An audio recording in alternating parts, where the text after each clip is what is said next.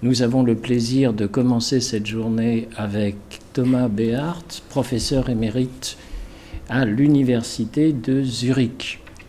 Quelques mots sur M. Béart pour vous le présenter. Ses domaines de recherche: syntaxe des langues naturelles, analyse du discours, pragmatique, tonologie, c'est absolument prometteur, et bien évidemment linguistique du développement. Et je le suggérais à la lecture du titre « Communication pour le développement ». M. Béart est concepteur de la théorie dite de la durabilité communicationnelle, terme qui a été traduit en anglais. Nous verrons tout à l'heure s'il est nécessaire d'y revenir. M. Béart est par ailleurs spécialiste des langues Krou et Mande du Sud, des langues Akan, Bantou, Swahili. Si j'en prononce mal quelques-unes, je m'en excuse par avance. Il est connu également comme l'un des spécialistes de la langue Toura, parlée à l'ouest de la Côte d'Ivoire. Il a été pendant plusieurs années consultant auprès de la Société linguistique internationale en Côte d'Ivoire et traducteur consultant pour le compte de la Geneva Bible Society. Il a dirigé de nombreux projets de recherche. Je ne vais pas tous vous les citer, la liste est longue sur mon document de synthèse. Je vais simplement en citer deux, ne m'en veuillez pas, M. Béart. Je fais une extraction de ce corpus. L'Axus, Language, Gender and Sustainability. Un glossaire français-anglais de terminologie linguistique et de nombreux autres documents dont nous pourrons parler tout à l'heure. Ces travaux, ces activités de recherche, à la fois sur le terrain et à l'université, lui ont valu plusieurs distinctions. Citons-en une simplement: commandeur de l'Ordre national du mérite de la République de Côte d'Ivoire en 2007. Monsieur Béart, merci de nous rejoindre. La parole est à vous. Merci beaucoup pour cette aimable présentation. Le titre pourrait éveiller des attentes d'ordre très technique, formalisé. Je suis passionné de ces choses, mais je ne vais pas, sauf quelques petits aperçus, m'y attarder, pour plutôt, si ça réussit, j'ai réussi à faire entre ce que vous avez aimablement déjà un peu mis en exergue, la durabilité communicationnelle, qui me tient évidemment à cœur, faire voir le lien avec la contrepartie empirique, ce qui me paraît indispensable, doublement indispensable dans le domaine dont nous traitons, avec la belle initiative qui vient d'ici, Paris Diderot. Je n'ai qu'à vous féliciter, en même temps vous remercier de me donner l'occasion de participer à ce congrès tellement prometteur. Linguistique pour le développement. Pour ce qui paraît à l'écran, ça devrait vous permettre juste de suivre le fil.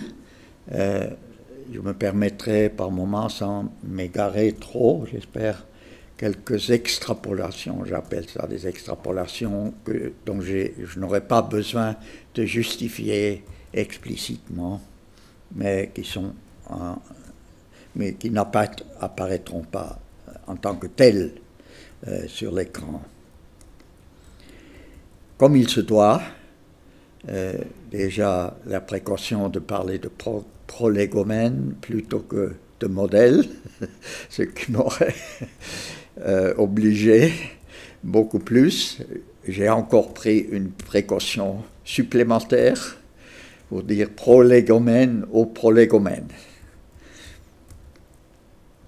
Il est question de linguistique et non de langue.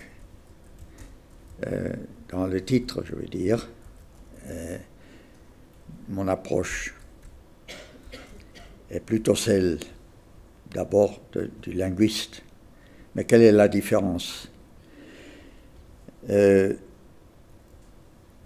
choix est aussi un peu dû à ma perception de cette conférence, donc audience design. Il peut toutefois être intéressant de poser la question de linguistique pour le développement ou le rapport, le rôle des langues dans le développement. Est-ce que ça revient au même? Pas tout à fait. Il me semble que faire passer l'interrogation par la linguistique inclut aussi les langues. Je ne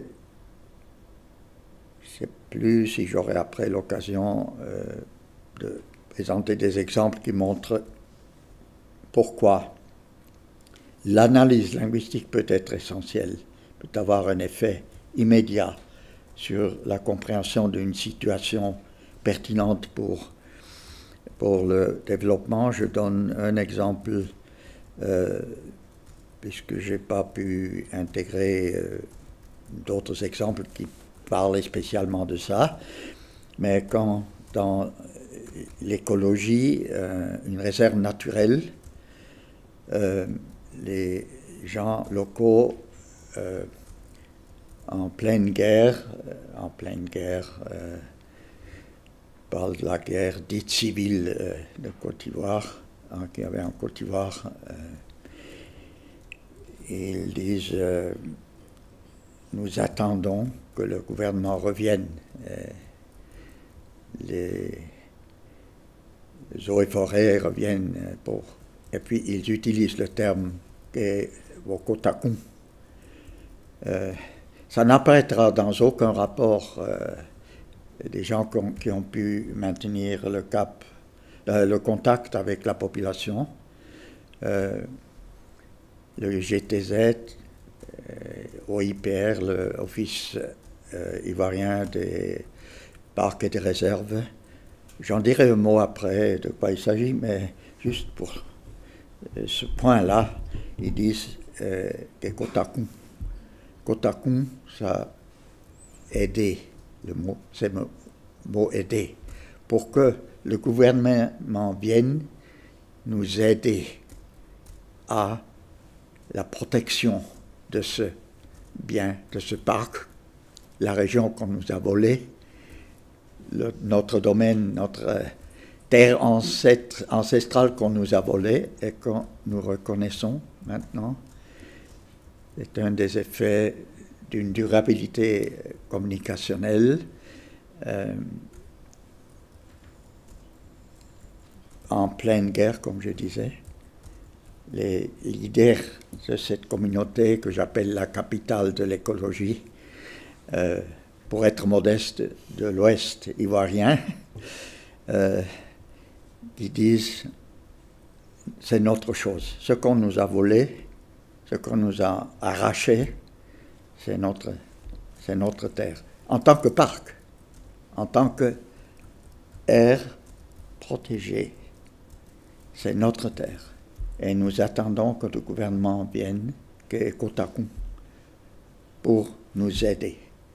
Alors c'est un petit exemple qui montre que, à travers le détail linguistique, dans l'Axus, nous avons appelé ça le principe, le Source Text Principle, STP, Source Text Principle, le principe de travailler avec directement les sources.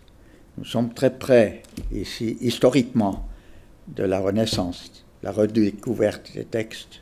On est un peu dans la même situation par rapport aux langues africaines, qui d'ailleurs sont aussi souvent la seule source qui nous renseigne sur l'antiquité de cette oralité africaine, mais ce n'est pas limité à l'antiquité évidemment, à condition, ça c'est condition méthodologique, linguistique, qui n'est pas accessible comme c'était au temps de la Renaissance aussi. Il fallait un travail philologique à l'époque pour accéder aux sources. Et nous sommes dans la même situation. Le mot takou, nous pouvions l'avoir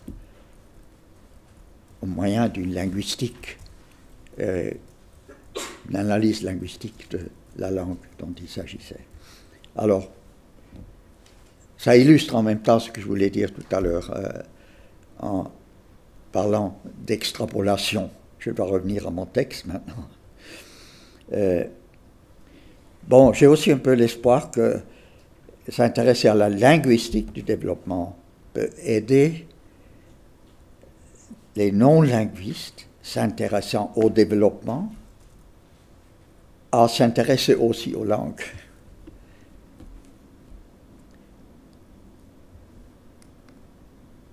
Et pourquoi s'intéresser aux langues? Encore prolégomène au prolégomène. Il faut quand même dire que le développement a toujours, depuis longtemps, eu lieu sans qu'on se préoccupe des langues, ni de leur diversité, ni de leur spécificité. Nous ne sommes pas parmi, dans la galerie de ceux qui sont admis habituellement parmi les disciplines fondatrices du développement. C'est un fait historique. Pour penser autrement, bon, j'ai dit ici, mais il y a d'autres raisons d'ailleurs, j'y reviens tout de suite, mais immédiatement on dirait, on est dans une position un peu avantageuse puisque le développement, pour être durable, doit être local. Il doit être ancré dans une société locale, c'est un argument auquel on objectera tout de suite que ce qu'on appelle aujourd'hui est de moins en moins défini, ni par une langue, ni même par deux ou trois. La superdiversité qu'on a étudiée comme phénomène sociolinguistique urbain, effet de la mobilité des migrations, s'est installée dans les coins les plus reculés. Linguistiquement homogène il y a encore très peu de temps, comme c'est le cas des Touras, dont je parle en rapport avec cette aire protégée. Autre question un peu à la mode, parle-t-on vraiment de langue ou parle-t-on de répertoire? Je citerai un nom, mon ami Bruce Blommaert, mais il y en a beaucoup d'autres. La problématique, la notion de langue dont il faut être conscient. Remettre la notion même de langue discrète, le multilinguisme africain servirait de témoin privilégié à travers la thèse que l'Afrique ancienne n'avait pas de langue, n'avait pas la diversité qu'on lui attribue aujourd'hui. Je n'entre pas en matière ici, mais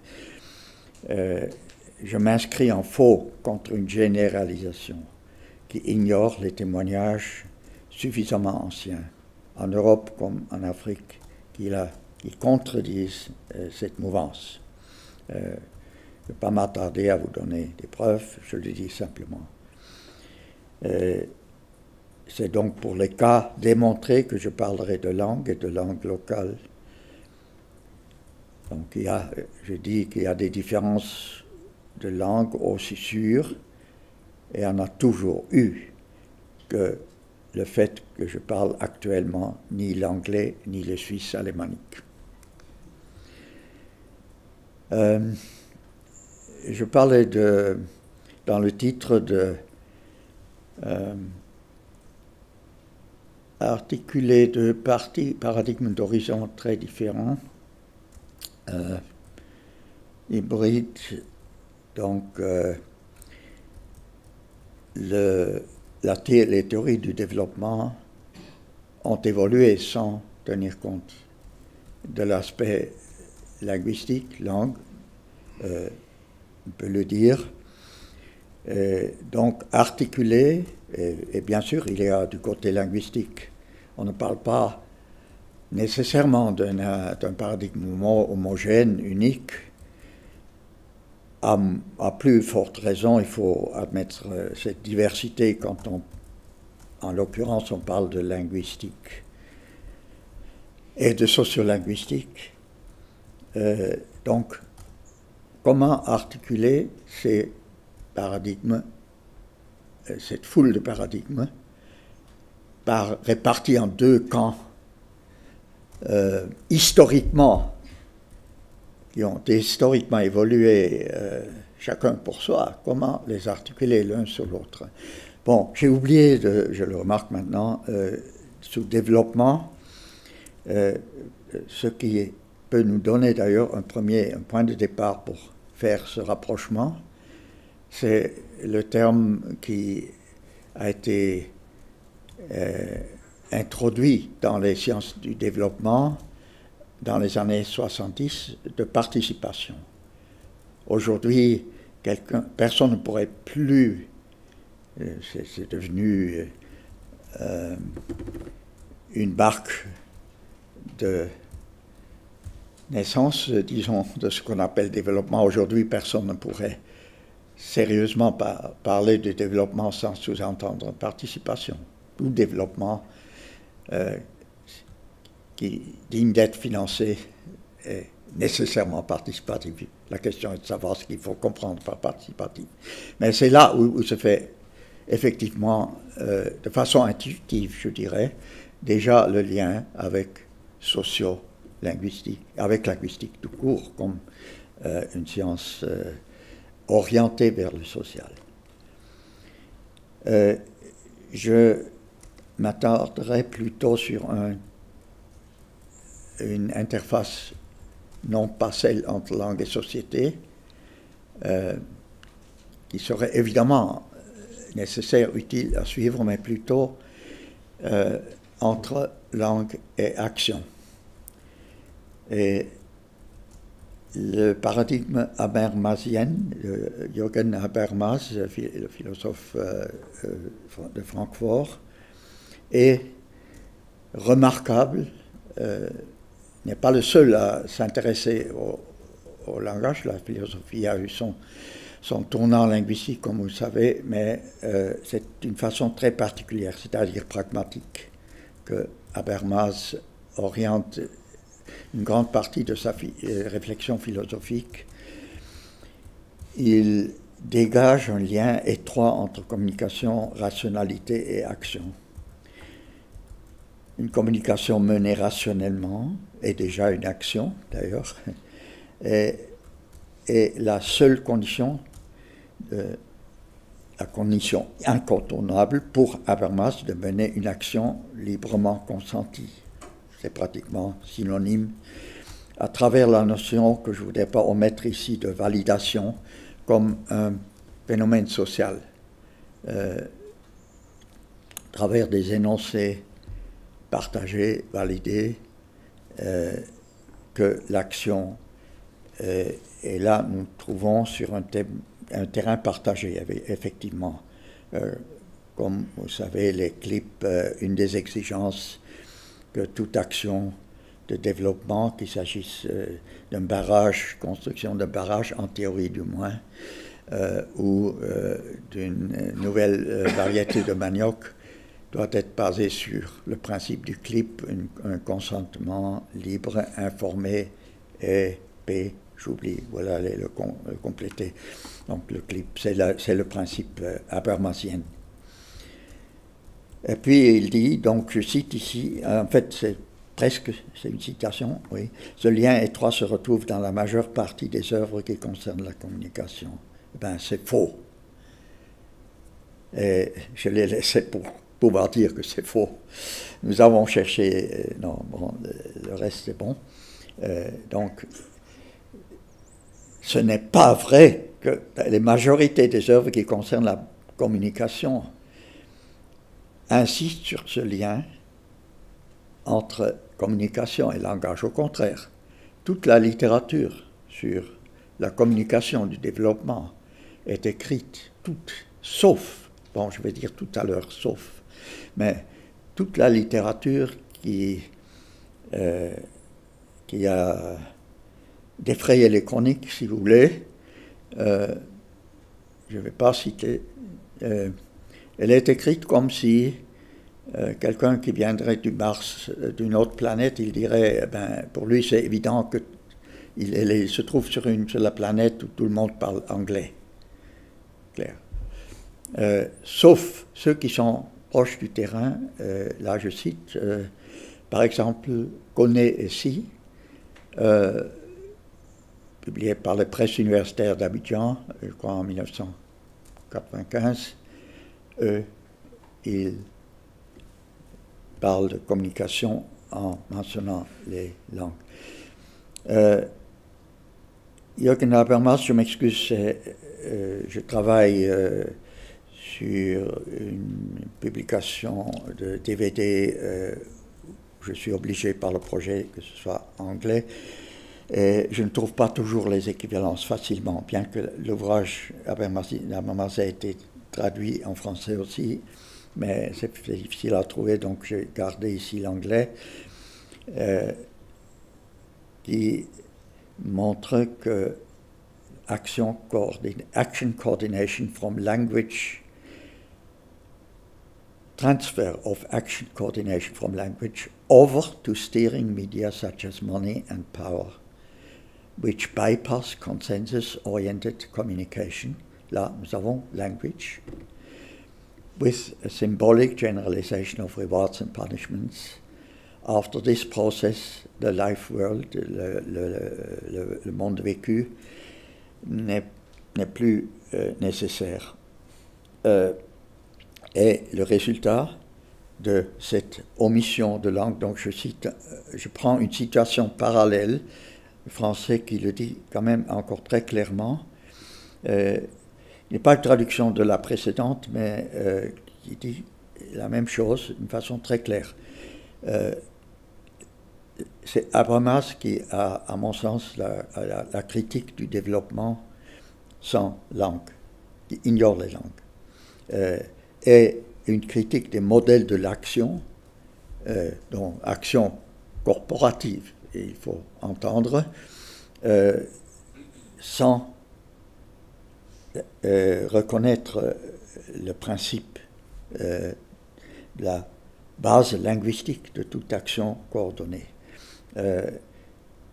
On peut comprendre la rationalisation du monde vécu comme une libération progressive, qu'il faut lire, à mon sens, comme une expression ironique, libération, ici, a une connotation clairement péjorative, du potentiel de rationalité présent dans l'agir communicationnel. Le mécanisme de l'intercompréhension par le langage, qui est arrêté à ce moment-là, est remplacé par des moyens de communication d'où le langage a été évacué, justement. C'est le diagnostic. C'est un diagnostic qui dépasse, bien sûr. Habermas ne parle pas du développement. Il parle d'une évolution générale de la science, de la pensée, de la société, du fonctionnement de la société sur le plan social. Mais ça s'applique à 100% pour le développement.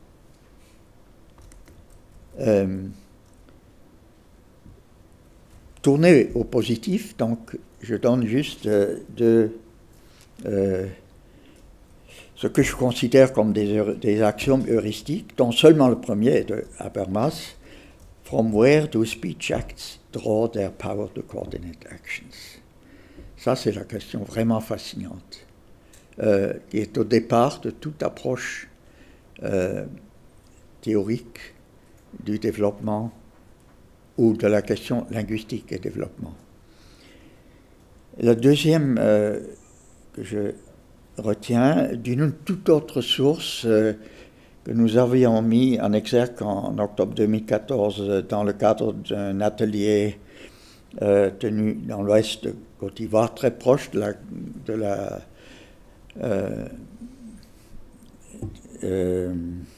frontière des pays affectés par l'Ebola. Donc c'était le sujet de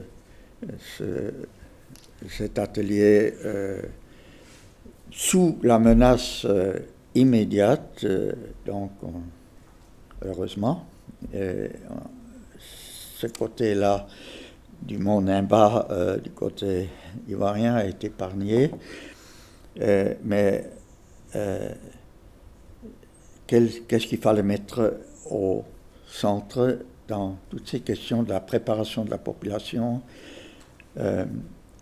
Il y a l'OMS qui a un excellent guide pour les flambées épidémiques. Pour ceux qui s'intéressent d'ailleurs, je mentionne plusieurs titres, j'ai la bibliographie, je peux vous la donner si vous en avez envie, mais il y a un excellent guide de l'OMS pour les grandes épidémies sur la communication dans vous trouvez cette phrase, comprendre comment les gens comprennent, qui est une phrase clé, absolument heuristique.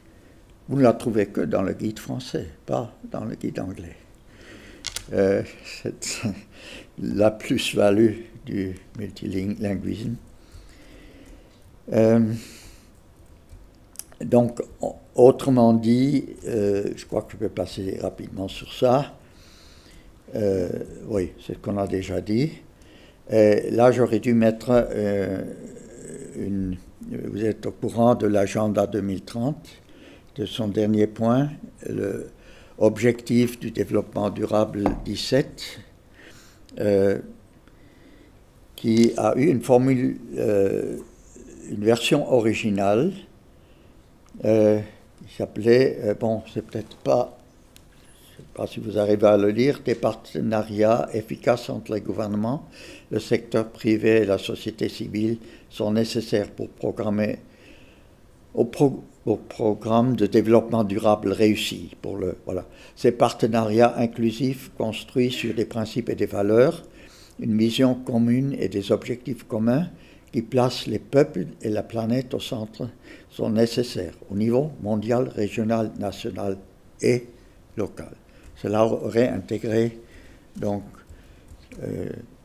toutes les spécificités, les groupes sociaux, mais aussi ethniques, etc., à intra-étatique.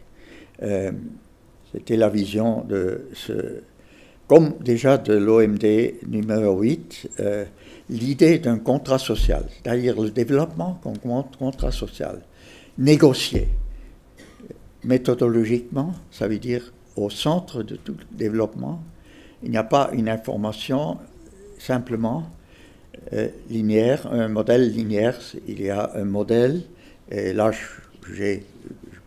pourrais vous trouver des formules, propositions de formules formalisées dans Sustainable Communicative Sustainability 2014, dans les premiers chapitres, il y a plusieurs formules qui montrent la différence entre communication linéaire et communication qui est au centre de la négociation. Donc ça, c'était l'idée qui était clairement formulée dans le cadre de l'agenda 2030, qui aurait permis aux populations, dans toute leur diversité, de se retrouver comme acteurs de la communication au sein de ce projet ambitieux.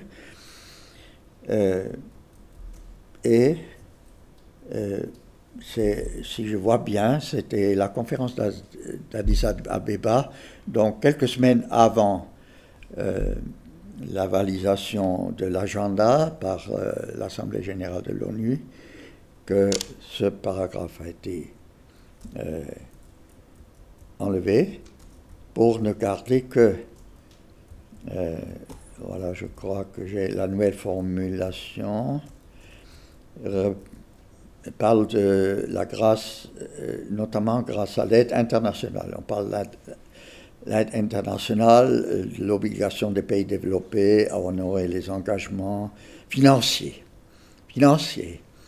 Donc, on retombe donc complètement dans le schéma ancien des objectifs OMD, millénaires, qui s'arrêtent, donc la compétence s'arrête aux limites, aux frontières des États.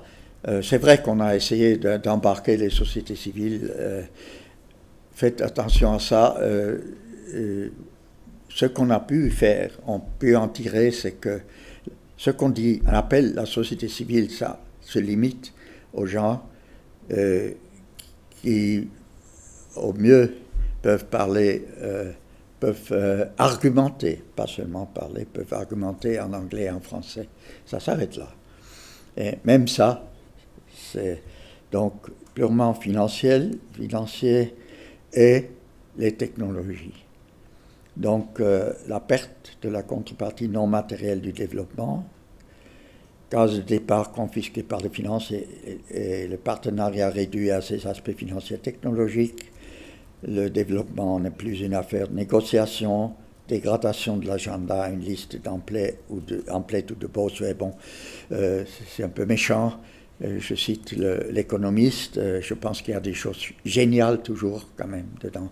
Donc, c'est pas pour... alors, j'ai Habermas avant la lettre. Je viens un peu vers l'empirique. Je ne sais pas combien de temps j'ai encore.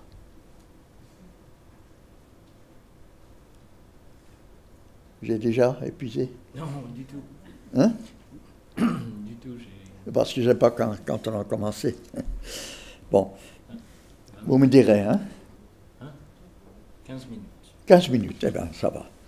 Oui. Bon, ça c'est... Habermas, tout ce que je dis d'Habermas, c'est la publication à partir de 84. Donc, Habermas avant la lettre, c'est d'ailleurs un chapitre dans une contribution dans le volume de Henri Tourneux, publié en 2008. C'est le 7 juillet 1964. J'étais nouvellement arrivé avec mon épouse installée dans une case. Et puis, j'avais 2 magnétophones UR dont un était tombé déjà à Lyon par le port du porte-bagages, donc ne fonctionnait plus, et l'autre ne fonctionnait pas non plus vraiment, mais j'ai trouvé, je pouvais l'ouvrir derrière et puis faire en sorte qu'il marche. Donc, c'est à l'époque, c'était difficile d'avoir des réparations quand on était à 650 km de la capitale et même là. Donc, il faut comprendre ça comme ça. On était en train de travailler sur la phonologie. C'était les tout premiers jours. C'est le 1er juillet qu'on était arrivé. Avec la bienveillance du sous-préfet de la région. Il disait, mais vous faites quoi ici? On n'est plus... Le tribalisme, c'est fini. Plus personne ne s'intéresse à ces langues. Quelqu'un très compétent qui m'écrivait, Monsieur Béat, vous perdez votre temps en travaillant sur une langue crue. Dans 10 ans, personne ne parlera plus cette langue. Le ouais, personne ne parlera plus. Bon, ça me fait parfois rire parce qu'en octobre de l'année dernière, j'avais le privilège de modérer un jury d'un étudiant, d'un doctorant qui avait travaillé sur la question de cette langue et son fonctionnement dans les services de santé, n'est-ce pas? Alors, c'est un peu dans ce cadre que quelques personnes voisines, comme je le sais aujourd'hui, sur des voisins, se sont rassemblés devant notre case. Et il y a eu... J'ai donc oublié, soit je ne me rappelle pas, soit j'ai oublié d'arrêter l'ordinateur, ou soit c'était trop compliqué de l'arrêter. En tout cas, l'ordinateur, malgré moi, qui n'était intéressé que par la phonologie, a enregistré ce petit entretien, ce qui se passait devant notre porte, devant notre...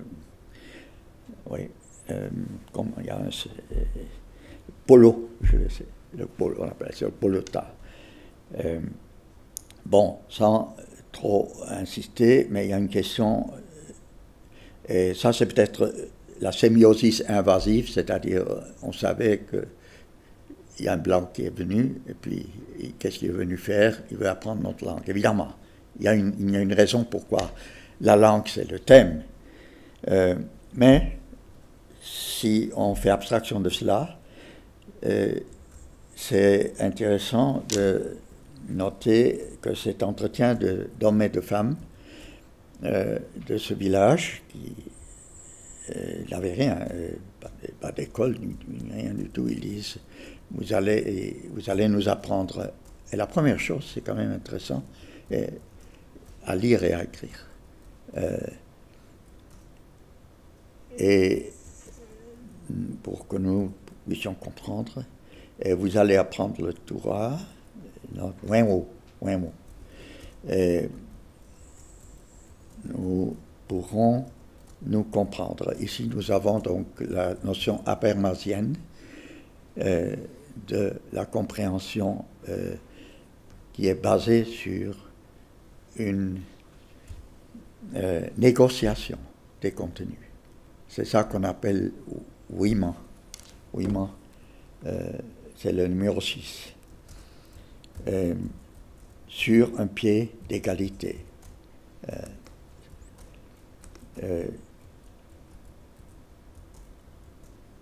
En bref résumé, nous allons apprendre à écrire, nous allons parler votre langue, vous allez parler la nôtre, on se comprendra sur la base d'égalité, et l'addition de tout cela fait, ce sera phila, il y a le mot phila, en Yula c'est visa, ce sera le progrès. La formule, ici, une des formules que j'emprunte à une étude du discours narratif. En fait, les premières observations que j'ai pu faire à la suite, je ne comprenais rien de ce que l'enregistreur avait enregistré malgré moi. Je l'ai découvert plus tard, je ne comprenais rien au moment.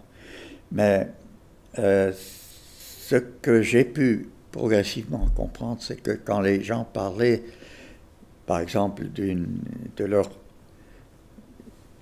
imagination, c'était les mêmes marques grammaticales que celles que je trouvais dans les textes, dans les récits.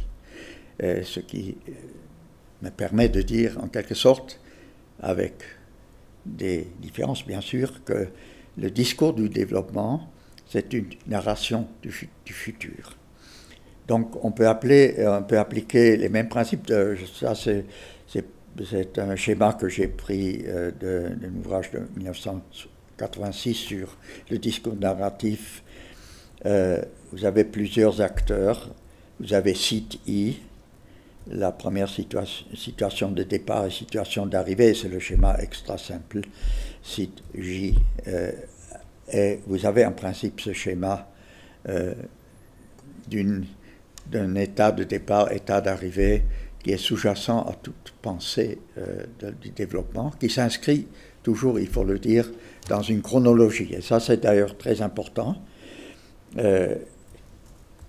Et qui est lié dans une autre perspective.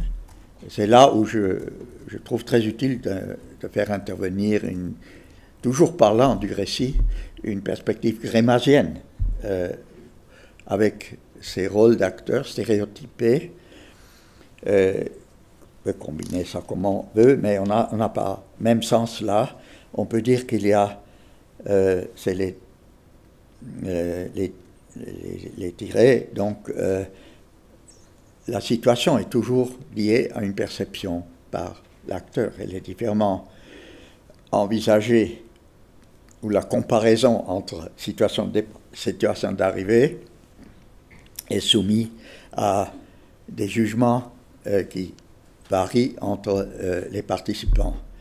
Et le petit apostrophe, je m'inspire là un peu de la notation culiolienne, c'est une projection. Donc, c'est ça ça va pour les deux. Ça va pour la narration du passé qui est en train d'être évaluée. Ça va pour la conception du développement.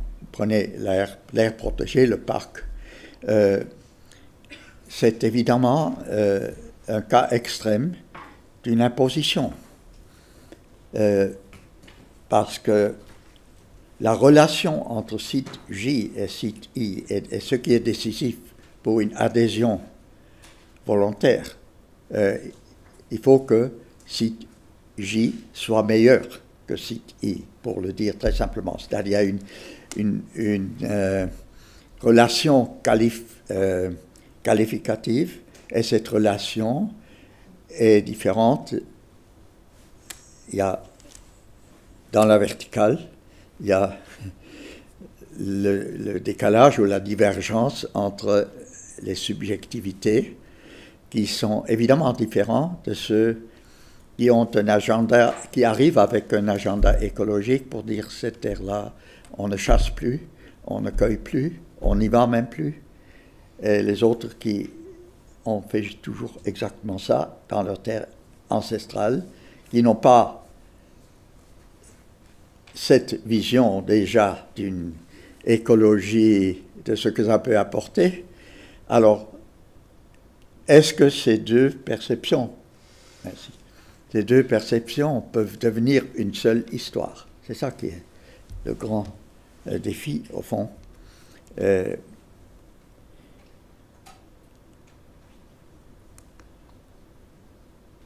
c'est ça qui est...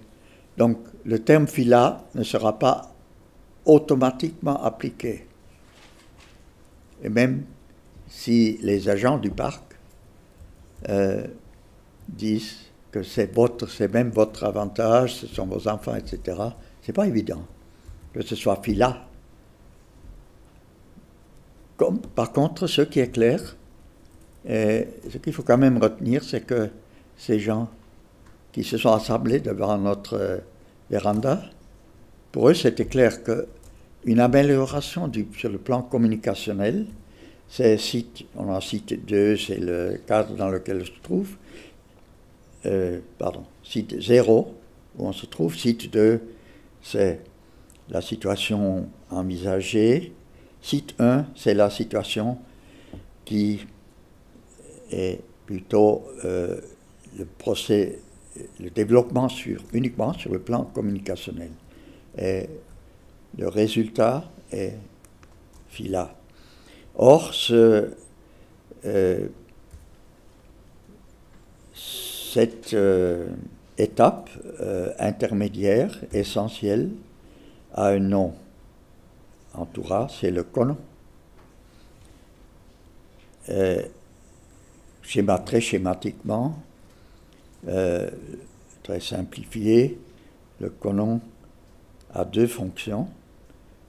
Et d'abord relationnel, et puis c'est pas sa fonction exclusive d'apporter l'innovation, mais c'est explicitement, c'est une institution que les gens ne peuvent d'ailleurs pas nommer comme un objet, mais dont ils parlent comme une exigence indispensable.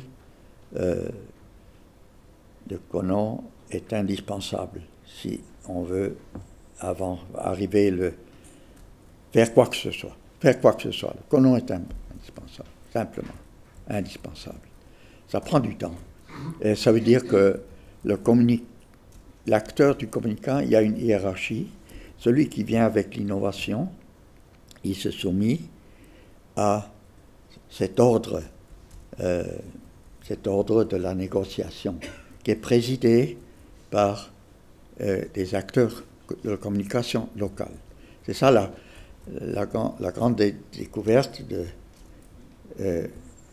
mes collaborateurs, est indépendamment celui du parc, celui qui travaillait dans le parc, qui ne connaissait pas celui qui travaillait avec l'agronomie à l'époque. Les deux ont donc découvert ça. Et ils ont travaillé avec ça, surtout celui du parc. Et bon, ça, c'est là où est l'origine la discussion avec l'agronome Diomande Défend. D'abord, comment expliquer la réticence face au développement, et ce qui a amené à... D'ailleurs, il y a une description en dehors de celle que nous avons dans l'ouvrage de 2014, qui est assez détaillée du fonctionnement du Conon, son inversion de la précédence, des préséances, c'est-à-dire c'est les jeunes qui ont d'abord la parole. La même chose est rapportée par Kizerbo à propos de l'ancien Bambara. Bon, chez les Touras, c'est tout à fait encore passage obligé, hein, de Conon. Que faire dans une minute? Bon, peut-être je vais faire un grand saut maintenant. Communication autopropageante, ce qui amène à la durabilité communicationnelle. Il faut en quelque sorte que la source même de la communication fasse l'objet d'un transfert, si bien qu'à la source exogène se substitue une source endogène. Donc ce n'est pas seulement les contenus, les informations, et le Conon il fait ça déjà, puisque en tant que source d'une innovation qui vient apporter le développement, je suis intégré comme un participant dans un processus de communication qui n'est pas sous mon contrôle. Il y a toute une épistémologie qui se greffe sur cela. Très récemment, nous avons eu ça dans le cadre de notre politique Agenda 2030, où j'ai présenté donc l'idée d'une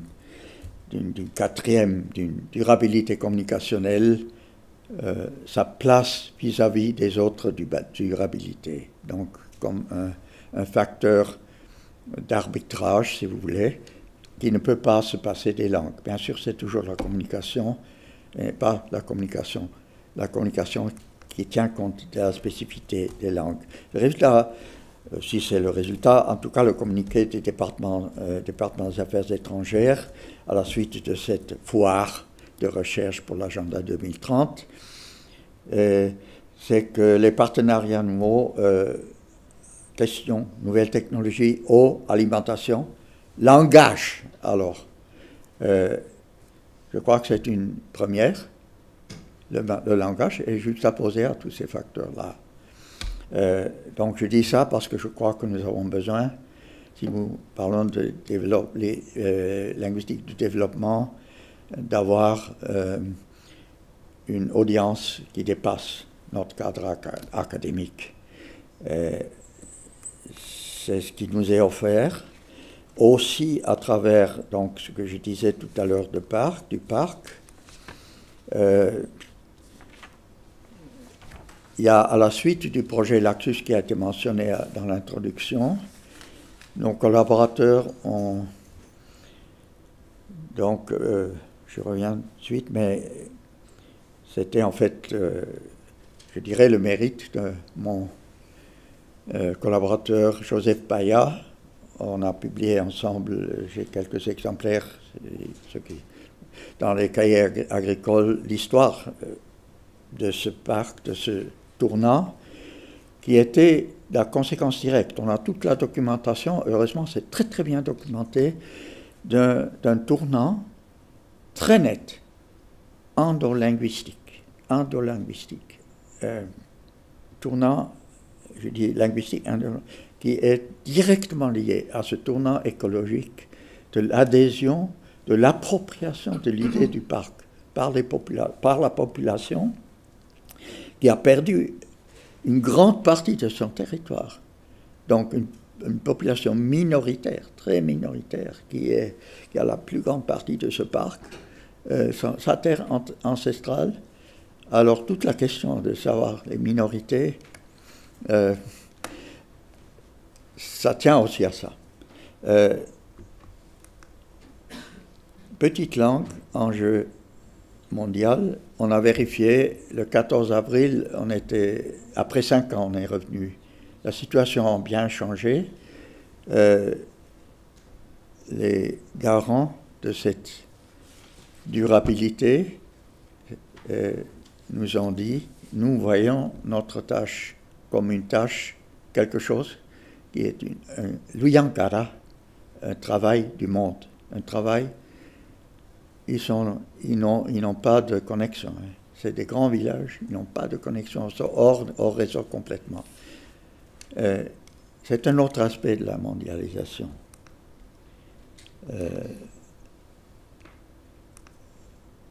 Et pour dernier, on revient à l'agriculture. Oui, je sais que c'est fini. Donc, il y avait au départ 64, nous voulons l'écrit, on plante du café, une nouvelle variété de café, il faut apprendre les nouvelles technologies. On travaille avec le CNRA, le Centre national de recherche agronomique. Les techniciens a la gentillesse de faire un rapport écrit et pas seulement oral. Il est à la disposition des paysans. Les paysans ont l'impression, eux-mêmes ils lisent, ce n'est pas l'Institut, c'est eux-mêmes qui lisent. Et ils ont dit l'impression qu'ils sont directement en contact avec le CNRA. Ils donnent leur point de vue. Tout dernier mot, donc je parlais de l'Institut, c'est donc sorti de la collaboration qui s'est formée autour du projet Laxus. Pendant la guerre, on pouvait travailler des deux côtés, côté rebelle, côté gouvernemental. Et à la fin, c'est la population eux-mêmes qui ont dit on veut travailler avec les scientifiques de la langue. Et comme ça que c'est devenu. Et à la fin, c'était sans qu'on le sache, on a dit qu'on a fondé une institution, un institut ITBLD, Institut de langue et de développement. Ils ont mis mon nom dedans, il y a celui de ma femme, et je ne pouvais rien faire. Mais en tout cas, on vient d'avoir la légalisation définitive du gouvernement ivoirien. C'est pour vous dire qu'on n'est pas tout à fait perdu dans ces choses. Et c'est important d'avoir ces chaînes de communication au niveau institutionnel. Je crois qu'il ne faut pas être trop timide avec ce que nous appelons LPD, si je peux prendre le terme. Il ne faut pas être trop timide, il faut savoir s'articuler, mais il faut avoir une contrepartie empirique. Merci beaucoup.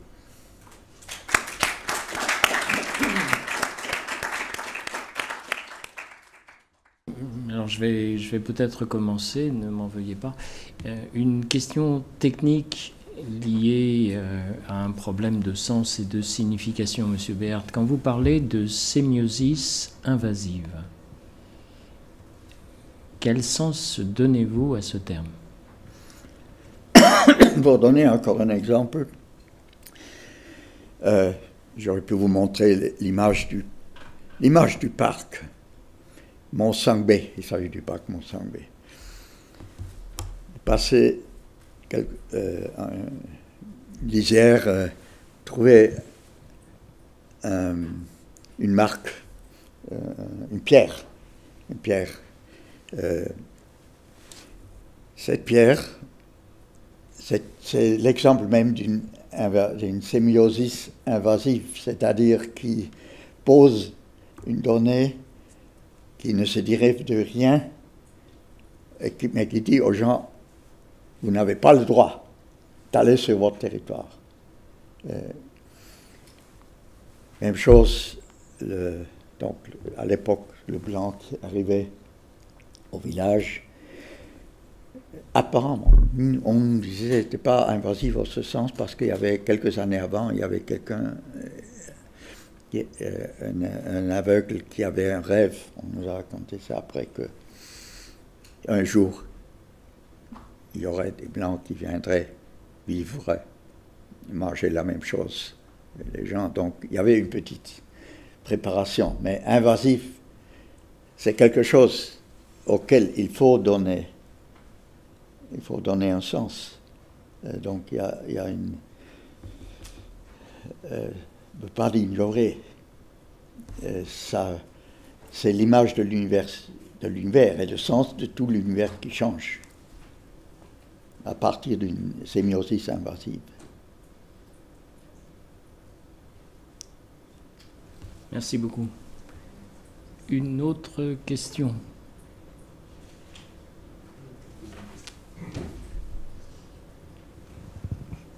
Oui, M. Béart, au début de votre exposé, vous avez évoqué une différence entre... Pardon. Jean-Philippe Zwobo. Jean-Philippe Zwobo, Université Paris Diderot. Voilà. Donc, en fait, j'aimerais que vous reveniez sur la définition, la différence entre langue et langue locale. Voilà, c'est un aspect que vous avez évoqué dans votre exposé. Voilà. Qu'est-ce que vous entendez concrètement par donc, cette différence entre langue et langue locale? Oui, je ne sais pas dans quel sens je dois entendre à nouveau votre question, mais je dirais que nous sommes dans une dynamique qui de plus en plus rend difficile le terme de langue locale pris isolément, qui paraissait être une évidence en 1964. Aujourd'hui, nous sommes dans un cadre multilingue, comme je le disais, où l'utilité même de ces termes est remise en question, c'est-à-dire pour parler sérieusement, il faut d'abord faire un constat, sociolinguistique avec définissant les rôles par les participants qui occupent un espace. Vous avez un espace physique aujourd'hui, après la guerre, et la petite guerre qui s'est suivie avec l'invasion des autres viennent occuper. Donc c'est une question de... ces nouveaux venus aussi maintenant, c'est une langue locale. Comment s'organise-t-on? Mais il y a derrière ça, il me semble que il y a les questions habituelles de langue de terroir. Les enfants jouent toujours dans la langue terroir. On l'observe. À l'école, on utilise donc le syllabaire, le manuel Toura. Mais il y a derrière ça, je reviendrai sur Habermas pour dire, Habermas ne s'est jamais intéressé aux langues. Pour lui, tout le monde parlait l'allemand. Mais en fait, la conception souvent critiquée d'une situation idéale de parole me paraît extrêmement utile parce qu'il y a des représentations d'une langue idéale de locuteur idéal. Le locuteur idéal ivoirien, il est quoi? Il parle français. Il faut le dire. Donc le français n'est-il pas aussi la langue locale dans un village Toura, Bété, etc. Ça, c'est une question qui a une incidence très réelle sur la manière dont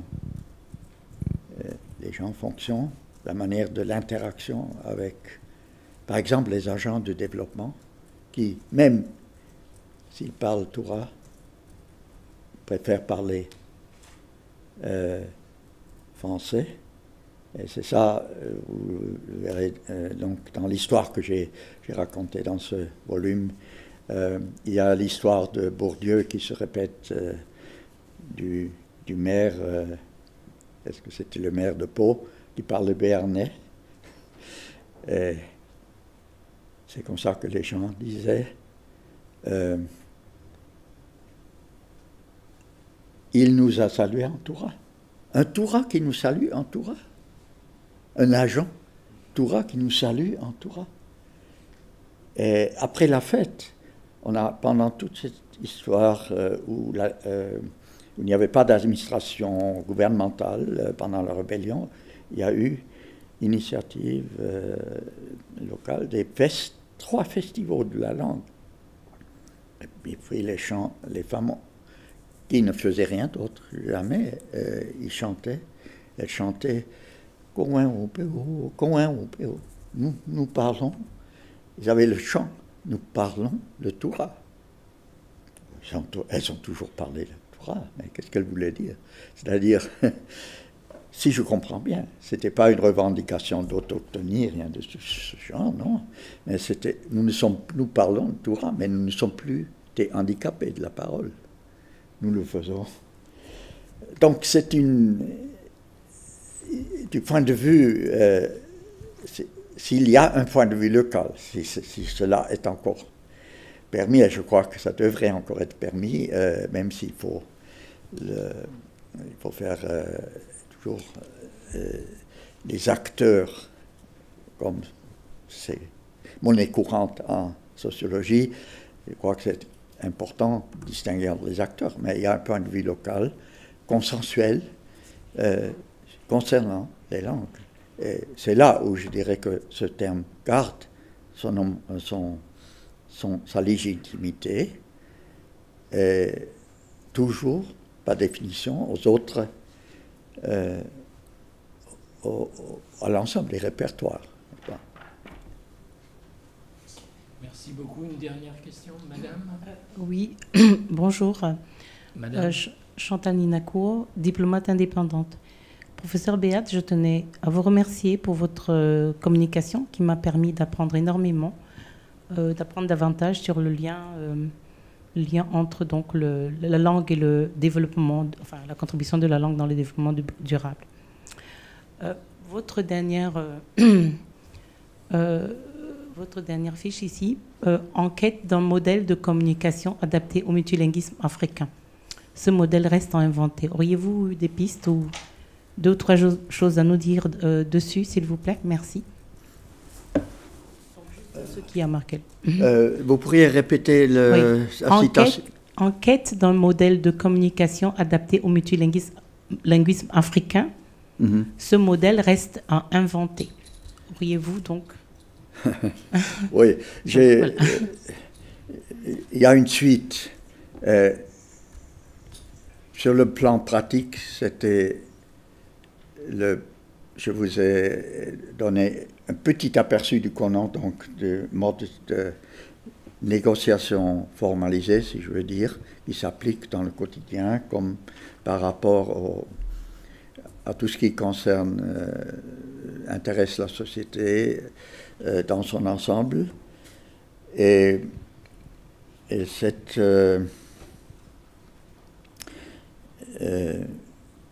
pratique du bain kono est effectivement innovateur, au sens bain, c'est l'écriture. Donc le kono écrit, si vous voulez, le palabre écrit est